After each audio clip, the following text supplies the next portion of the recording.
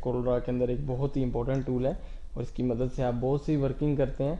क्योंकि जब हम कोई विजिटिंग कार्ड बना रहे हो, फ्लायर बना रहे हो, ब्रोशर्स बना रहे हो या कोई चीज़ भी वर्किंग कर रहे हो, तो जब भी हमें कुछ लिखना पड़ता है तो जाहिर बात है हमें टेक्स्ट टूल की ज़रूरत पड़ती है। तो इस टूल को समझना बहुत ज़रूरी है। तो आप इसको नहायत ध्यान से तवज्जो के साथ समझें और वीडियो को देखते हुए अपनी स्क्रीन को फुल स्क्रीन कर लें ताकि आपको बात सही तरह से समझ आए। दोस्तों, टेक्स्ट टूल को सिलेक्ट करने के लिए आप अपने टेक्स्ट बॉक्स में से शेप टूल, जो बेसिक शेप्स हैं उनके नीचे आपको ए लिखा हुआ नज़र आएगा।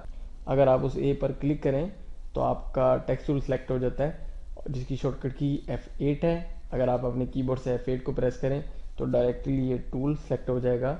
मैंने यहाँ से अपने कीबोर्ड से F8 को प्रेस किया है, तो आप ये देखें आपका जो माउस का जो एरो है उसके नीचे ए लिखा हुआ आ रहा है, जो इस चीज़ की निशानदेही करता है कि आपका टेक्स्ट टूल सेलेक्ट हो चुका है। टेक्स्ट टूल सेलेक्ट होने के बाद ऊपर ऑप्शन बार में उससे रिलेटेड प्रॉपर्टीज़ भी आ रही हैं, जहाँ से आप उसकी मज़ीद सेटिंग्स कर सकते हैं। दोस्तों, टेक्स्ट टूल पर वर्किंग से पहले मैं आपको ये बताता चलूँ कि टेक्स्ट टूल दो मोड्स पर काम करता है। फर्स्ट है पैराग्राफ टेक्स्ट और एक है आर्टिस्टिक टेक्स्ट। पैराग्राफ टेक्स्ट और आर्टिस्टिक टेक्स्ट में फ़र्क क्या है कि जब हम ये टूल सेलेक्ट कर लेते हैं और अगर हम क्लिक को दबाए दबाए एक बॉक्स को ड्रॉ कर लेते हैं तो ये जो मोड है ये एक बॉक्स है बन गया। अब हम कुछ भी लिखेंगे तो वो इस बॉक्स से बाहर नहीं जा सकता, वो इस बॉक्स के अंदर अंदर ही रहेगा। तो ये पैराग्राफ मोड में टेक्स्ट है। अब यहाँ पर हम इसका साइज लिखाई का थोड़ा सा बड़ा कर लेते हैं और यहाँ पर कुछ लिखते हैं। आप ये देखें कि हमारा टेक्स्ट जो है वो इससे बाहर नहीं जा रहा। जब हमारा टेक्स्ट ज़्यादा हो जाएगा और बॉक्स कम पड़ जाएगा तो ये जो बॉक्स है वो रेड कलर का हो जाएगा, जो इस चीज़ की निशानदेही कर रहा है कि आपका टेक्स्ट जो है वो पूरा नहीं आ रहा। तो हम किसी भी एरो से पकड़ के इसको खींच लें तो हमारी लिखाई पूरे आने के बाद वो अपना कलर बदल लेगा। तो ये जो है ये हमारा पैराग्राफ मोड में है। टेक्स्ट जो है टेक्स्ट टूल पैराग्राफ मोड में है। तो इसके अंदर आप कोई पैराग्राफ लिख रहे हैं और आप कोई स्पेसिफिक एरिया के अंदर लिखना चाहते हैं कि इससे बाहर ना जाए, तो आप ये पैराग्राफ मोड में टेक्स्ट टूल को यूज़ कर सकते हैं। उसके अलावा अब ये पैराग्राफ टेक्स्ट मोड में है तो हम इसको आर्टिस्टिक मोड में भी कर सकते हैं। अगर आपने ये सिलेक्ट किया हुआ है उस पर राइट क्लिक करें तो आपको ऊपर नज़र आएगा कन्वर्ट टू आर्टिस्टिक टेक्स्ट, कि इसको आर्टिस्टिक टेक्स्ट में तब्दील करें, जिसकी शॉर्टकट की Ctrl+F8 है। आप इस पर क्लिक करें तो देखें अब वो बॉक्स ख़त्म हो गया है और ये आर्टिस्टिक टेक्स्ट मोड में तब्दील हो चुका है। और आप अब इसको शेप की तरह कहीं घुमा सकते हैं, शेप की तरह इसका साइज़ बढ़ा सकते हैं। अगर आप अपने टेक्स्ट लिखे हुए के अंदर कुछ तब्दीली चाहते हैं उस पर डबल क्लिक करें और जो भी आप काट के कुछ भी लिखना चाहते हैं आप लिख सकते हैं। तो इस तरह से आप इसके अंदर तब्दीली कर सकते हैं। दोस्तों, ये तो हमारा पैराग्राफ टेक्स्ट मोड में था, इसको हमने वापस आर्टिस्टिक में किया था। तो अगर हम ये चाहते हैं कि शेप जो हमारा टेक्स्ट टूल है वो सिलेक्ट करते साथ जब हम पहले लिखें तो पहले ही वो आर्टिस्टिक में आए, तो आप ना कि रेंज सेलेक्ट करें बल्कि वैसे ही जहाँ पर लिखना चाहते हैं वहाँ क्लिक करके क्लिक को छोड़ दें और आगे अपना जो भी आपका काम है वो कर लें। तो वो आर्टिस्टिक के मोड में ही आएगा और वो उसका जो डिफ़ॉल्ट है वो आर्टिस्टिक ही बना रहेगा। उसके बाद हमारे पास ऊपर ऑप्शन बार के अंदर जो है इसकी टेक्स्ट टूल की प्रॉपर्टीज़ आ रही हैं, जिसमें सबसे पहले हमारे पास फ़ॉन्ट स्टाइल है। फ़ॉन्ट स्टाइल क्या है? जो हमने ये लिखा हुआ है इंग्लिश में कुछ भी, इसके मुख्तलिफ स्टाइल हैं कि किस अंदाज में लिखा जाए। तो यहाँ पर स्टाइल पड़े हैं जिसके ऊपर आप अपना माउस ओवर करते हैं, माउस जिसके ऊपर लेके जाते हैं तो आपको वहाँ से वो इफेक्ट नज़र आ रहा है। तो ये एक लंबी लिस्ट है, इसमें बहुत सारे डिज़ाइन पड़े हुए हैं, अपनी मर्ज़ी से आप कोई भी लगा सकते हैं। जो आपको पसंद हो आप उसके ऊपर जा रहे हैं तो वो लगा के दिखा रहे हैं। अगर आपको कोई पसंद आए उस पर क्लिक कर दें तो वो उसके ऊपर लग जाएगा। उसके बाद आप दोबारा फिर जब चाहें इसको चेंज भी कर सकते हैं। उसके बाद हमारे पास अगर हमारा जो टेक्स्ट है वो आर्टिस्टिक मोड में है तो आप किसी भी किनारे से पकड़ के इसका साइज़ ज़्यादा या कम कर सकते हैं। इसी तरह यहाँ पर पॉइंट्स के अंदर दिया गया है, यहाँ से भी आप किसी चीज़ का साइज़ ज़्यादा या कम कर सकते हैं।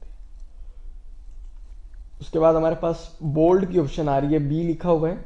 अगर इस पर ये सम सेलेक्ट हुआ है, अगर आप इसको अनसेलेक्ट करें तो देखिए आपका जो टेक्स्ट है लिखा हुआ है वो बारीक हो गया है। दोबारा इस पर क्लिक करते हैं तो वो मोटा और वाज़ेह हो गया है। तो बोल्ड इसी के लिए यूज़ होता है। उसके बाद हमारे पास एक स्टाइल है इटैलिक।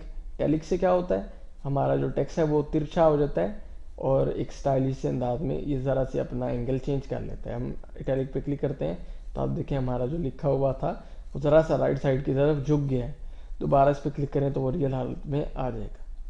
उसके बाद हमारे पास अंडरलाइन टूल है। हम किसी भी चीज़ को अंडरलाइन करना चाहते हैं, हम इस पर क्लिक करते हैं तो हमारा टेक्स्ट जो भी हमारा लिखा हुआ है वो अंडरलाइन हो जाता है, उसके नीचे लाइन लग जाती है।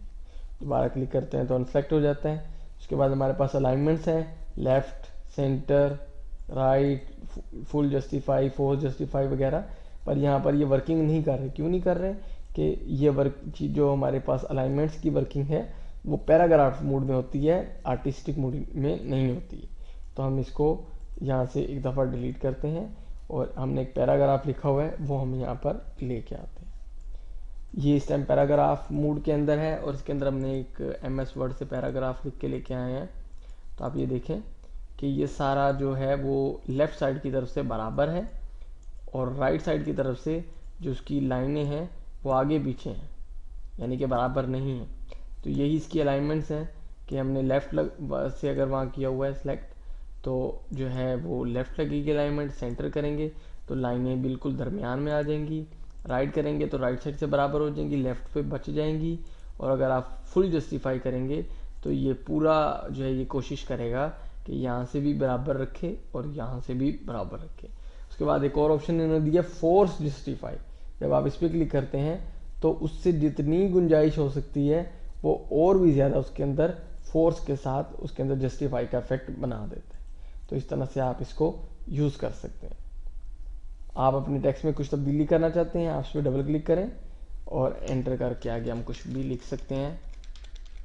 अगर हम किसी कुछ खास टॉपिक्स पर कोई बात लिख रहे हैं या कोई चीज़ को हम पॉइंट्स में लिखना चाहते हैं तो हम बुलेट्स को यूज़ करते हैं। यहाँ पर ऊपर हमारे पास अलाइनमेंट्स के बाद बुलेट्स की ऑप्शन आ रही है। Ctrl+M उसकी शॉर्टकट की है, आप इस पर क्लिक करें और देखिए यहाँ पर गौर से देखिए, हम जूम कर लेते हैं कि हमारे पास यहाँ पर एक बुलेट बन चुकी है। इसी तरह हम टेक्स्ट टूल लेके यहाँ पर डबल क्लिक करते हैं। आपने इसके बारे में यहाँ पर जो है वो कुछ लिख दिया है, एंटर किया है, ऑटोमेटिकली दूसरी बुलेट है वो बन गई है। ठीक है, ऑटोमेटिकली सिर्फ एंटर से ये बुलेट्स बनती जाएंगी। तो इस तरह से आप इसकी जो है वो इसको अरेंजमेंट कर सकते हैं, इसकी सेटिंग्स कर सकते हैं। तो ये जो है हमारी इस पर आप इस तरह से वर्किंग कर सकते हैं। तो हमारे पास जो है ये बुलेट्स थी। उसके बाद हमारे पास ड्रॉप कैप की ऑप्शन है। ड्रॉप कैप क्या चीज़ है?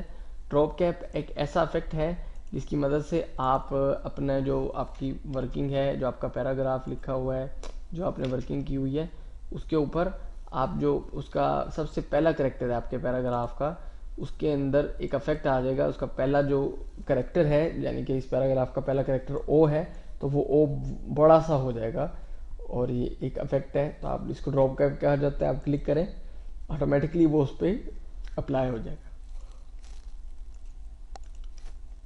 उसके बाद हम यहाँ से जूम आउट करते हैं थोड़ा सा और हमारे पास इसको अनसेलेक्ट करते हैं। उसके बाद हमारे पास ऑप्शन आ रही है यहाँ पे टेक्स्ट प्रॉपर्टीज़, Ctrl+T उसकी शॉर्टकट की है। आप इस पर क्लिक कर दें तो यहाँ राइट साइड पे आपको एक बॉक्स नज़र आता है जहाँ पर तमाम यही सेटिंग्स दी गई हैं। आउटलाइन फिल हो, किस कलर से हो और उसके अंदर क्या क्या कलरिंग हो, क्या साइज़ हो, क्या फ़ॉन्ट स्टाइल हो। इस तरह से आप इसकी सेटिंग्स यहाँ से भी कर सकते हैं और वही आप तमाम सेटिंग्स आप बाहर से भी कर सकते हैं। उसके बाद हमारे पास एडिट टेक्स्ट की ऑप्शन है, आप इस पर क्लिक कर दें तो अगर हम इसमें कुछ तब्दीली करना चाहते हैं तो ये एक बॉक्स खुल जाएगा।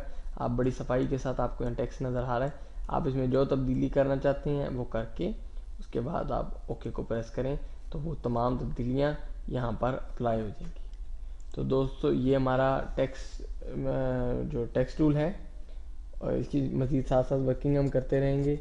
एक और चीज़ मैं आपको बताता चलूँ कि हमारी जो कलर पैलेट है उसके अंदर से अगर हमने कोई कलर, जब हम किसी पे क्लिक करते हैं तो ये एक बॉक्स सामने आ जाता है। वो क्यों आ जाता है? देखिए, अगर हमने यहाँ पर कोई भी डिज़ाइन बनाया हुआ है और अगर हम लगाते हैं तो वो कलर उसमें लग जाता है।